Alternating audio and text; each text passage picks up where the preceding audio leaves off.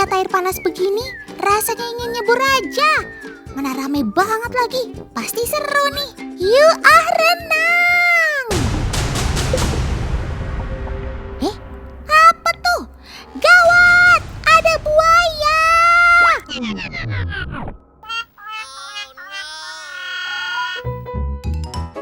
Masa lucu gini dibilang buaya? Bukan teman, dia bukan buaya. Si belang hitam putih ini sobat Otan, namanya Tegu Argentina. Nah, kalau ini namanya Castella, sang pemilik hewan sejenis kadal ini. Oh iya teman, Tegu ini udah punya nama loh. Ola, begitu Castella menyebutnya. Uniknya lagi, dia biasa dibawa Castella berenang seperti ini.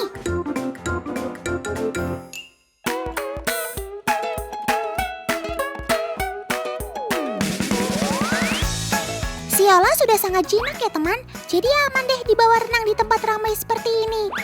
Tuh lihat, gak bikin takut pengunjung lain kok, malah mereka senang bisa dekat sama sobat Otan ini. Ada yang minta foto segala sama Siola. Wah, hari ini kamu jadi idola baru sob.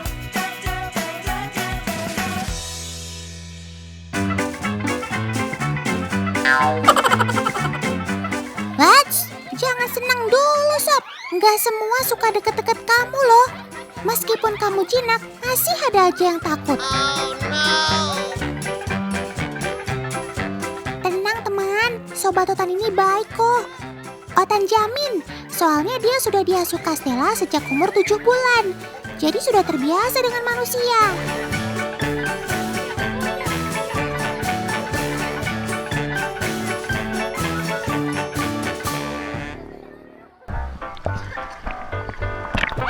Di habitat aslinya, Tegu menghabiskan waktu hidupnya di atas tanah atau terestrial.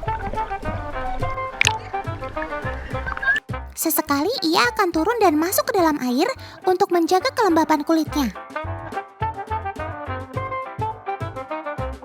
Meskipun biasa hidup di atas pohon, Tegu tetap lihai saat berenang. Ia meliuk-liukkan badannya seperti ular, sementara ekornya berfungsi sebagai penyeimbang.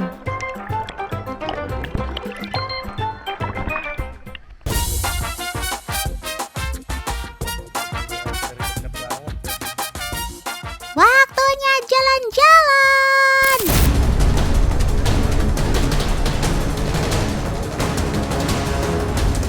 Wah, gawat. Ada 2 dogi berjalan ke arah si Ola. Aduh, si dogi mulai penasaran tuh. Mudah-mudahan semuanya akan baik-baik saja ya. Kalian jangan saling menyakiti ya. Lihat teman, si Ola tetap kalem. Ia tetap berjalan dengan santai. Padahal si dogi sudah nyenggol mulu dari tadi. Ini baru sobat Otan namanya. Tidak ada gesek-gesekan ya. Tetap damai. Peace.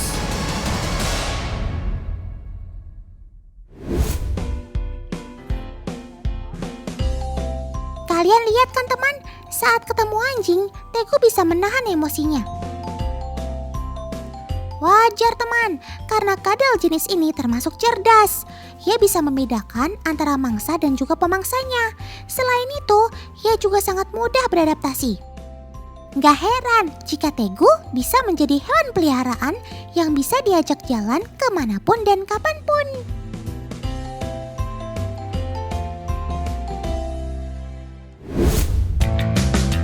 Ada lagi jenis kadal yang unik nih teman.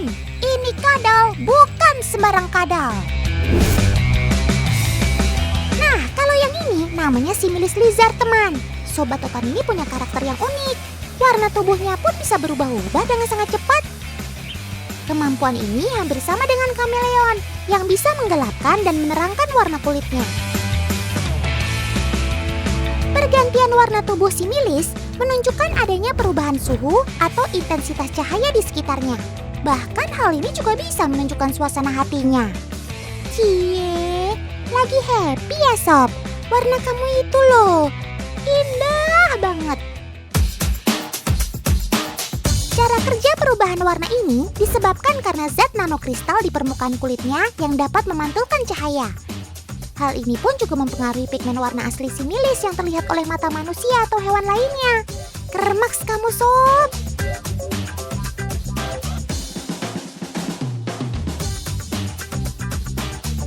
Uniknya, similis memiliki pola makan yang berbeda. Saat remaja, kadal yang berasal dari Amerika Tengah ini cenderung memilih makan serangga. Seiring bertambahnya umur, similis menjadi herbivora dengan mengkonsumsi tumbuh-tumbuhan.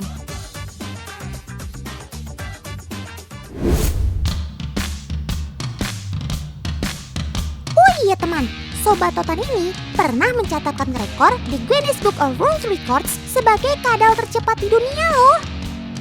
Kecepatan sprint tercepat maksimal mencapai 34,6 km per jam, di mana hal ini cukup menyulitkan manusia untuk menangkapnya. Keren maksimal!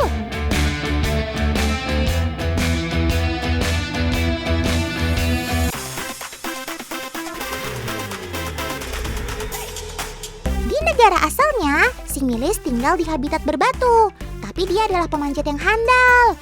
Similis memanfaatkan pohon untuk melarikan diri dari pemangsanya.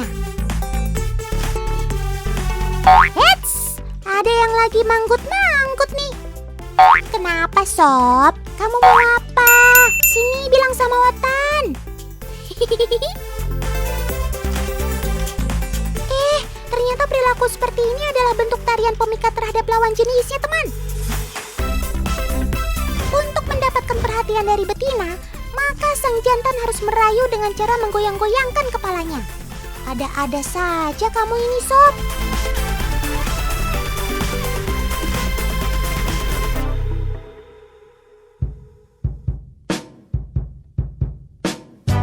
Terlihat berbeda sekali ya teman. Similis jantan punya warna yang lebih indah dari betinanya dan juga ukuran yang lebih besar. Hei, apa yang kamu makan? Itu kan tanah dan kerikil, sob. Gimana sih? Nanti sakit perut loh. Hal seperti ini sering terjadi, teman. Kerikil dan tanah mampu untuk memenuhi kebutuhan mineral yang diperlukan tubuh similis. Selain itu, tanah dan kerikil juga dapat membantu memperbaiki sistem pencernaan mereka.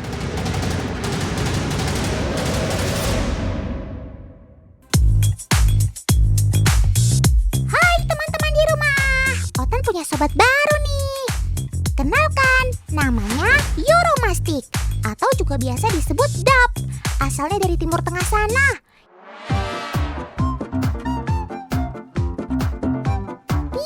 Betul sekali, dia ini termasuk dalam kadal gurun. Euromastic memiliki penampilan yang sangat unik, tapi sebenarnya dia kadal pemalu. Walah, gimana sih sob? Body oke, tampilan keren, warna kulit juga glowing. Lantas apa yang membuatmu malu? Cerita sini sama Otan, nanti Otan bantuin makeover deh. Dap lebih suka berada di tempat sepi teman. Jika dia merasa sedikit tidak nyaman, maka sobat Totan ini akan kabur untuk melarikan diri. Larinya juga nggak kaleng nih, cukup gesit. Tapi jangan diremehkan. Meskipun dia pemalu, Euromastic juga punya senjata mengejutkan loh. Gak percaya?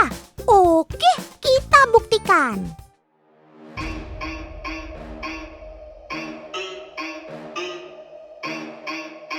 Yuk Kak Erwin, coba tunjukkan ke teman-teman di rumah cara si Dap mempertahankan dirinya.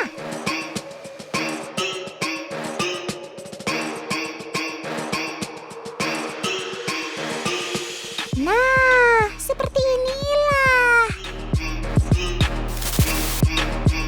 Euromastic sangat mengandalkan kekuatan ekornya. Bentuk ekor yang besar dan terdapat benjolan melingkar cukup memberikan efek kejut yang mengagetkan. Tapi tenang, ini tidak membahayakan kok untuk manusia. Hanya bikin terkejut saja.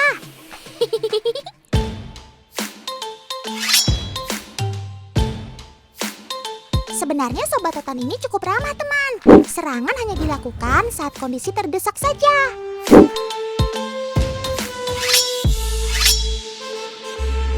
Lihat deh, saat sudah dipegang, Euromastic tidak lagi marah-marah, malah anteng sekarang.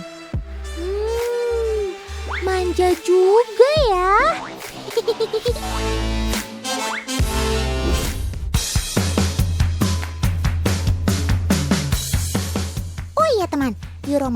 menyukai panas matahari. Karena habitat aslinya di padang gurun, tentu saja sobat totan ini membutuhkan suhu panas lebih banyak untuk mengatur suhu tubuhnya. Tapi keberadaan Euromastik di alam sekarang cukup memprihatinkan, teman. Populasinya menurun karena sebagian habitatnya sudah menjadi perkotaan dan pemukiman. Sementara kadal ini sering diburu oleh suku Arab Badui yang menginginkan kulitnya untuk dijadikan kerajinan. Sementara dagingnya menjadi salah satu sumber makanan dan juga sebagai obat-obatan. Sungguh malang nasib kamu, Sob. Semoga kelestarianmu tetap terjaga di alam sana.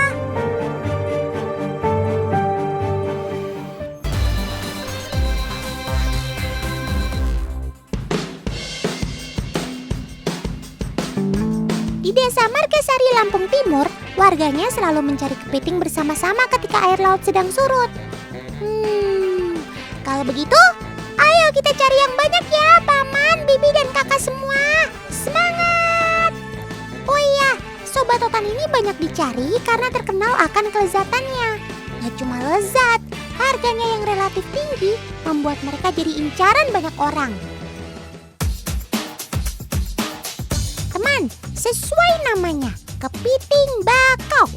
Sobat totan ini merupakan hewan yang hidup dalam ekosistem hutan bakau. Sebenarnya ia merupakan hewan yang aktif di malam hari atau disebut nokturnal. Sehingga kalau kalian mencari kepitingnya siang hari, pastinya dibutuhkan tenaga ekstra dan juga ketelitian. Karena biasanya ketika siang hari, mereka hanya akan berdiam di sarang atau lubangnya tuh.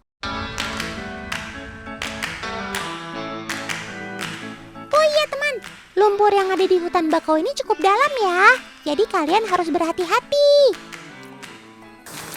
Dapat. Nah, akhirnya kepiting pertama berhasil ditangkap. Ayo, segera ikat dan kita simpan di tas ya. Ayo yang lain, jangan mau kalah sama paman itu ya. Kalian pasti bisa. Semangat!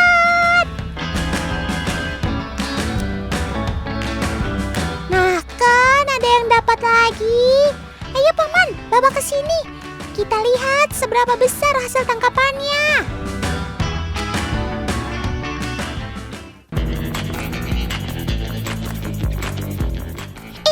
Otan melihatnya. Ya, itu dia kepitingnya, Kak. Ayo segera ditangkap sebelum dia kabur.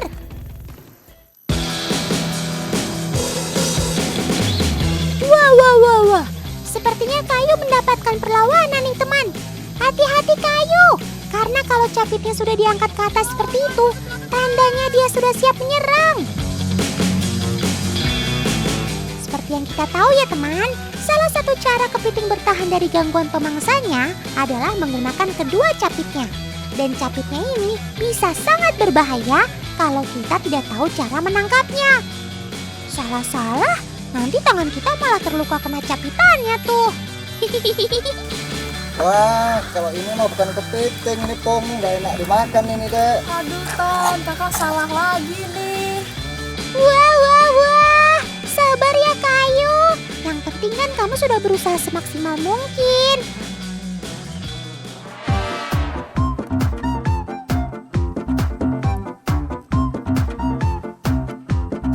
Ngomongin soal kepiting pongok atau kepiting racun, umumnya memang banyak sekali terdapat di hutan bakau seperti ini ya teman. Mereka hidup berdampingan dengan kepiting bakau.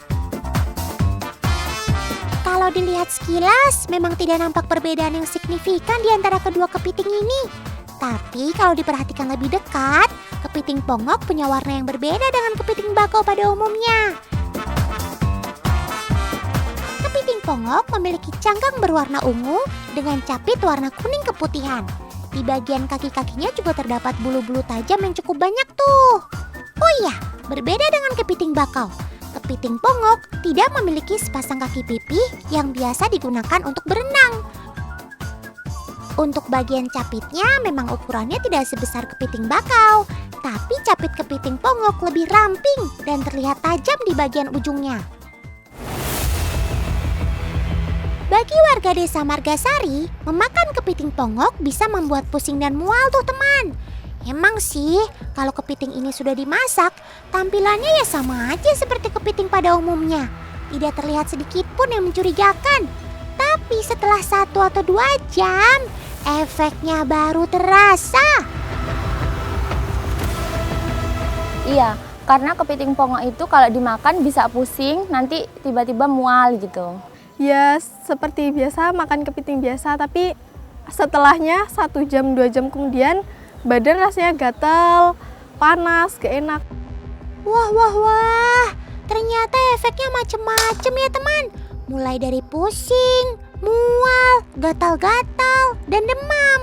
Menurut data yang Otan dapat, beberapa jenis kepiting ternyata memiliki kandungan racun di dalam tubuhnya. Racun-racun ini bisa bersifat permanen dan temporer. Hal ini dikarenakan kepiting sudah terkontaminasi racun dari makanan yang dikonsumsi di habitatnya. Keberadaan alga, bakteri, dan organisme penghasil racun pada suatu habitat dapat berperan penting sebagai penyebab kepiting menjadi beracun. Jadi bukan kepiting pongok saja ya teman, kepiting bakau pun bisa beracun kalau memang habitatnya tidak sehat.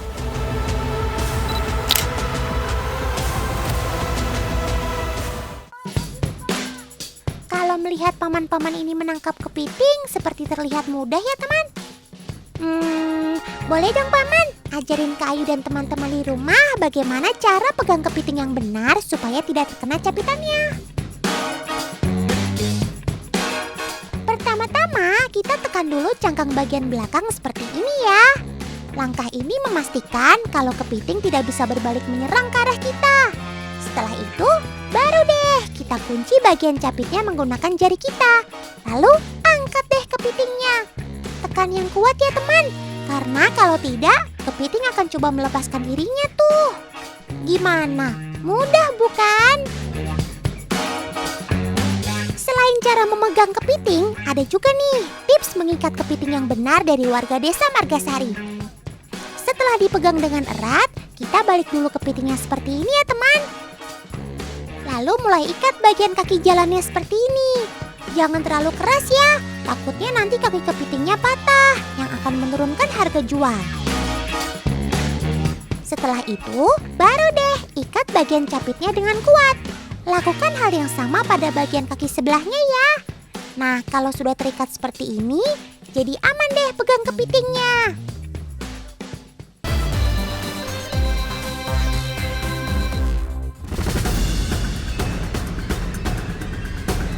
Tahu kan teman Otan yang satu ini?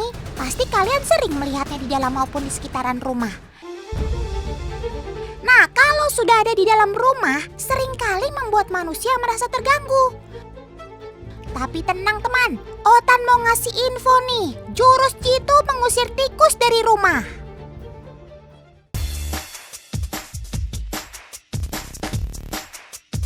Kakak akan membuatkan jebakan yang sederhana dan mudah dicoba oleh teman-teman di rumah. Pertama, potong kertas buku gambar secukupnya yang akan digunakan sebagai alasnya.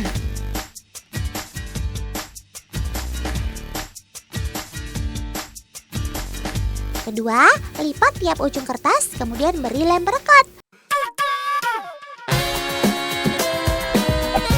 Selanjutnya, tinggal tempelkan saja deh.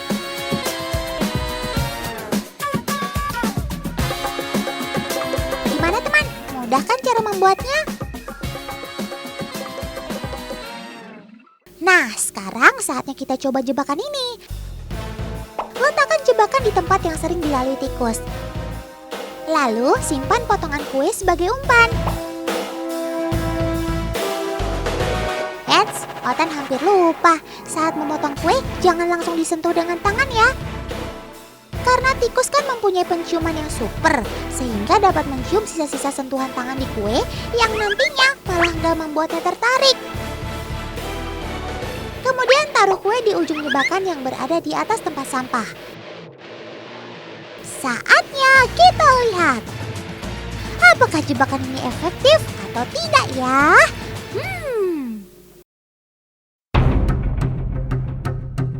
Duh, tikus ini memang bikin kagum dan jengkel ya teman. Karena sifatnya yang neofolik sekaligus neofobik. Neofolik artinya selalu ingin tahu terhadap hal-hal baru di sekitarnya.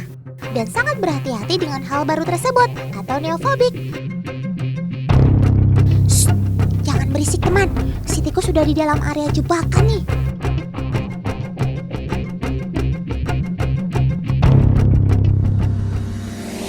Nah, berhasil! Hore! Si tikus akhirnya terjatuh karena beban tubuhnya tidak dapat ditahan oleh jebakan kertas. Gimana? Cukup efektif kan? Boleh dicoba langsung loh.